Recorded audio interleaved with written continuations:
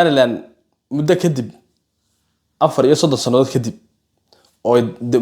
madax banaanideeda dib uga soo noqotay jamhuuriyadda la isku oran jiray federaalka Soomaaliya waxa ay dib u heshay madax banaanideeda iyo aqoonsi caalami ah ka heshay wadamada caalamka qaar kamid ah waliba kuwooda ugu awoodda badan leh Israa'iil in ka badan 160 dal oo caalamka ba aqoonsan oo dal madax banaan aqoonsan qaar kamid ah wadamada jaarka la ee xuduudaha galale ee carabta bay qaar kamid ah aqoonsiin Israa'iil waxa weeyaan wadanka kaliya wadamada carabta dhexdooda wuxuu doona ka sameeyaa aan carabeena hadal hadana maanta waxay baahinayaan warbaahinta aad ku liitay magaalada ay ka soo jeeda Soomaaliya inteeda kale ama koonfurta Soomaaliya ka soo jeeda saadiyada uga xun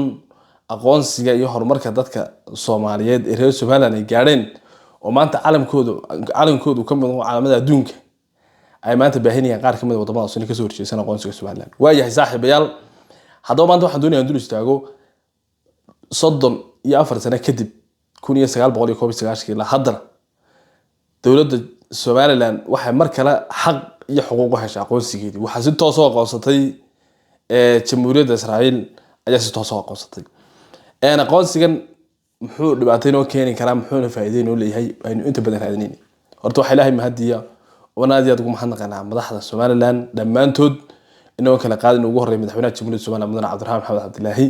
iyo sidoo kale aan raahna dhamaan golihiisa wasiirada madaxweynaha ku-xigeenka iyo golayaasha guurtiga dhamaan cid kasta xukuumadda Soomaaliland kamid inay ka soo shaqeysay jiritaanka in aqoonsi la helo sidoo kale waxa madaxweynaha jamhuuriyadda Soomaaliland uu sheegay waqti yar ka hor in ka badan 5 wadan oo kale inay jidka ku soo jiraan oo ka dhawaaqi doonaan toddobaadka gudihiisa sibahaan 29 27 ilaa 28 la sugayo in aqoonsiga Soomaaliland ay ku dhawaaqaan magarasa Imaaraadka Carabta iyo dalka Mareykanka labada wadan iyo Greek waa source inay ku dhawaaqi doonaan saddexda wadan inay ku dhawaaqi doonaan aqoonsiga Soomaaliland toddobaadka gudihiisa oo maanta hormuud uga tahay Israa'iil dhanka kale iyadana waxa la filayaa toddobaadka gudihiisa iyadana Ethiopia ay si toos ah ugu dhawaaqdo in si toos ah loo aqoonsado jamhuuriyadda Soomaaliland oo magarasa xornimadeeda la soo noqotay 1991kii ilaa ay imkana raadinaysa aqoonsigeeda ugu dambeyntii maanta alxamdulillah rabbil caalamiin si toos ah ay u heshay aqoonsi buuxa uga heshay wadamada caalamka kuwada uga wada badan dib waxaan doonayaa inaan xasuusiyo ama dib waxaan doonayaa inaan xasuus ugu celiyo dhalinyarada maanta baraha bulshada isticmaasha sida magarasa raahna kala yaabo kala duwan uga turjumaya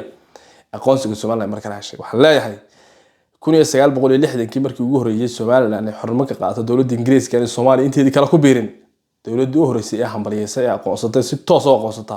waxay dawladda Israa'iil in kadib dhowr iyo 60 sanadood kadib mar kale waxyaabo cibaarada baan idin sheegay isa saarka ay maanta dhulka Soomaalida ka dhacaya dhowr iyo 60 sanadood kadib jamhuuriyadda Soomaaliland mar labaad waxa dib u ictiraaftay markii ugu horeeyay oo ugu hor dhawaaqday wadankii ugu horeeyay noqday dalka Israa'iil aqoonsiga dhowr iyo 50 sanadood kadibna xamar baa doorasho dib uga dhacday bal cibaarada waxyaabo isa saarka baan ku sheegay isa saaran waxa la sugayaa aqoonsiga wadamo badan oo kamid ah ee magaalada caalamka ayaa la sugayaa hambaliyada Soomaaliland loo hambalyeeyay waa iska soo daba dhacaysa qaar kamid ah wadamada caalamka badan oo kamid ah wax ka soo horjeesto way jiraan wadamo ka soo horjeesto oo diiday oo badan aan wadamada ka soo horjeestay aqoonsiga Soomaaliland waxa u badan yihiin wadamada ka soo horjeeda jiritaanka iyo dalmada Israa'iil sida Sacuudi Carabiya Israa'iil iyo Falastiin oo iyada dhexdeeda dagaal ka dhex socdo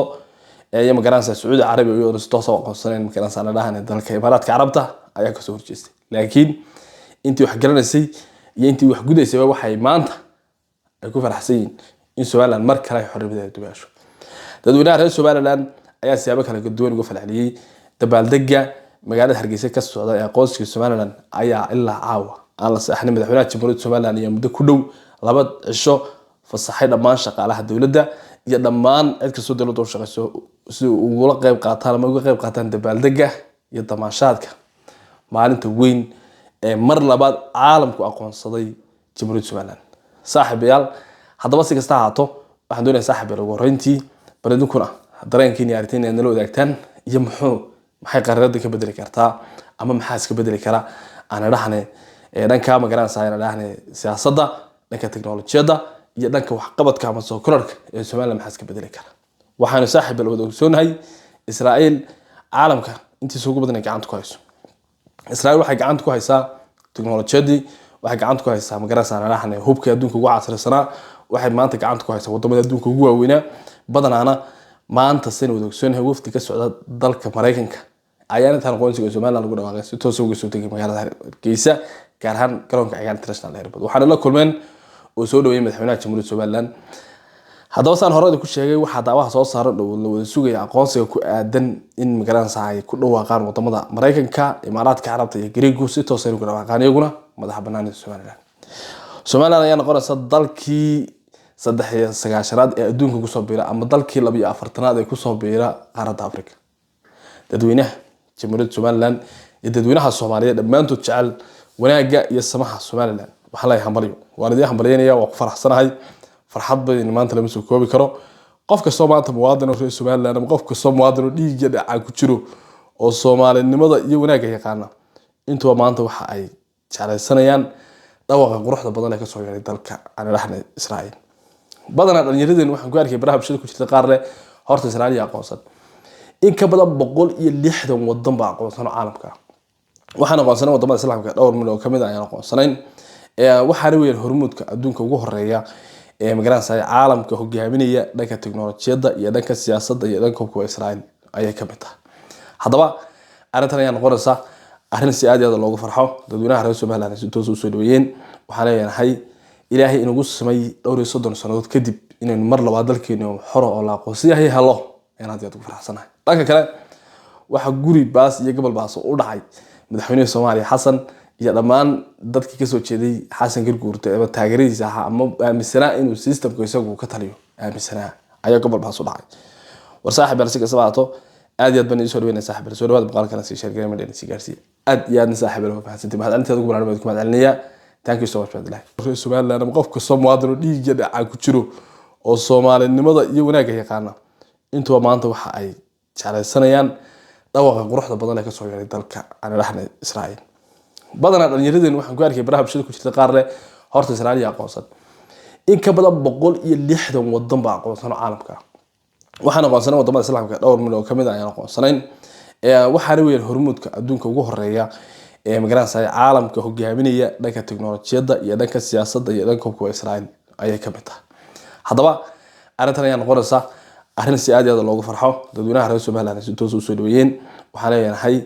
ilaahay inagu samay dhowr iyo 30 sanadood kadib inaan mar labaad dalkeena xoro oo la aqoonsiyahay helo inaad aad ugu faraxsanahay dhanka kale waxa guri baas iyo gobol baas u dhacay madaxweynaha Soomaaliya Xasan iyo dhamaan dadkii ka soo jeeday Xasan Garguurta ee taageeradiisa ahaa ama aaminsanaa inuu systemka isagu ka taliyo aaminsanaa ayaa gobol baas u dhacay war saaxiib arsiga sabaato aad iyo aad baan soo dhaweynaa saaxiib soo dhawaad boqolkana si sheergay ma dheerisi gaarsiin aad iyo aad saaxiib loo fahansantii mahad arinteeda ugu baraarmay ku mahadcelinaya thank you so much badalay